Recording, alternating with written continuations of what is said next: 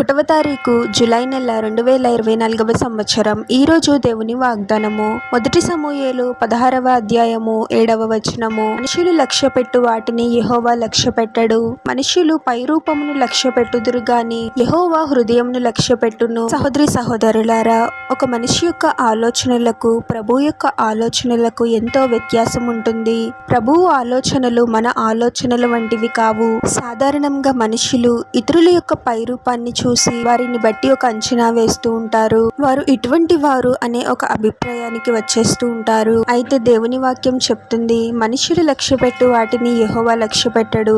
మనుషులు పైరూపమును లక్ష్య పెడతారు కానీ యెహోవా హృదయమును లక్ష్యపెట్టును అని. అవును, మన హృదయ అంతరంగములను పరిశోధించి దేవుడు ప్రభువు. మన మనసులోని ప్రతి ఆలోచన, మన తలంపులు ప్రభువునకు తెలుసు. కాబట్టి మన హృదయాన్ని భద్రముగా కాపాడుకునే వారముగా మనం ఉండాలి. పరిశుద్ధతను కలిగి ఉండి ప్రభువు మన హృదయాన్ని పరిశోధించినప్పుడు మన హృదయములోని ప్రతి ఆలోచన దేవుని వాక్య ప్రకారము ఉంటూ దేవునికి అంగీకారముగా ఉండాలి.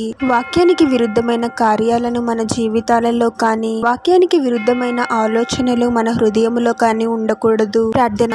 పరిశుద్ధుడుగా యేసుక్రీస్తు ప్రభువా, మీ పరిశుద్ధమైన పాదాలకు వేలాది వందనాలు, స్తుతులు, స్తోత్రాలు చెల్లించుకుంటున్నాము తండ్రి. గత నెలంతా మమ్మల్ని కాచి కాపాడి మరొక నూతన నెలలోకి మమ్మల్ని క్షేమంగా ప్రవేశింపచేసిన దేవా, మీకే స్తోత్రం ప్రభువా. కేవలము పైరూపాన్ని చూసి ఇతరులను బట్టి ఒక అభిప్రాయానికి వచ్చేవారముగా మేము ఉండకూడదు తండ్రి. ఇతరులు ఎలాంటి వారో గుర్తించగలిగే తగిన జ్ఞానాన్ని మాకు దయచేయండి ప్రభువా. మా హృదయాలలోని ప్రతి ఆలోచన ఎరిగిన దేవుడవు తండ్రి. మీకు విరుద్ధమైన ప్రతి కార్యాన్ని, ప్రతి ఆలోచనను మా నుండి తీసివేయండి ప్రభువా. మా ఆలోచనలను, మాటలను, క్రియలను మీరే సరిచేయండి తండ్రి. వాక్య ప్రకారము ఉండేలాగున దీవించండి ప్రభువా. ప్రతి విషయంలోనూ వాక్యానికి లోబడి జీవించే వారముగా మేము ఉండాలి తండ్రి. అటువంటి గొప్ప కృపను మాకు దయచేయండి ప్రభువా. మీరు మమ్మల్ని పరిశోధించినప్పుడు మా హృదయంలోని ప్రతి ఆలోచన, మా మాటలు, క్రియలు, మా జీవన విధానము మీకు అంగీకారముగా ఉండేలాగున దీవించమని, ఈ ప్రార్థనలో ఏకీభవిస్తున్న ప్రతి ఒక్కరిని పేరు పేరున దీవించి